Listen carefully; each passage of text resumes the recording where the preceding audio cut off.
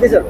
Surat range IG Shri Premvirsinh sir, Surat ગ્રામ્ય જિલ્લા નાયબ પોલીસ મહાનિરીક્ષક શ્રી હિતેશ જોશર સરના માર્ગદર્શન હેઠળ 35મા રાષ્ટ્રીય માર્ગ સલામતી મંથની ઉજવણીના ભાગરૂપે આજે સુરત ગ્રામ્ય જિલ્લા પોલીસ અને નેશનલ હાઈવે ઓથોરિટીના સંયુક્ત ઉપક્રમે હાઈવે પર જે પણ 4 વ્હીલ અને હેવી વ્હીકલ્સના ડ્રાઈવરો છે તેમની હેલ્થ ચેકઅપનો એક કાર્યક્રમ કામરેજ ટોલ નાકા પાસે રાખવામાં આવેલ, જેમાં બેઝિકલી તમામ ડ્રાઈવર્સની આંખોનું ચેકઅપ, સુગર લેવલ અને બ્લડ પ્રેશરની ચકાસણી કરવામાં આવેલ। આ હેલ્થ કેમ્પમાં ટોટલ 170 જેટલા ડ્રાઈવરે રજીસ્ટ્રેશન કરાવેલ છે।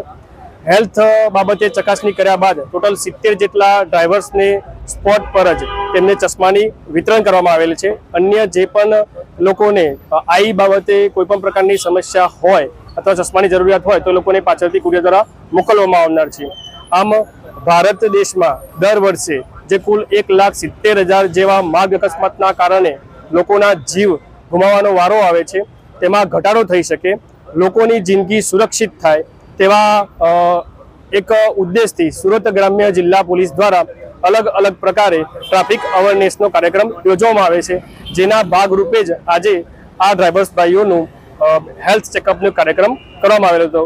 ભવિષ્યમાં પણ આ પ્રકારના લોકોની જિંદગી બચાવવા માટેના તમામ પ્રયાસો સુરત ગ્રામ્ય જિલ્લા પોલીસ તરફથી કરવામાં આવશે। Thank you.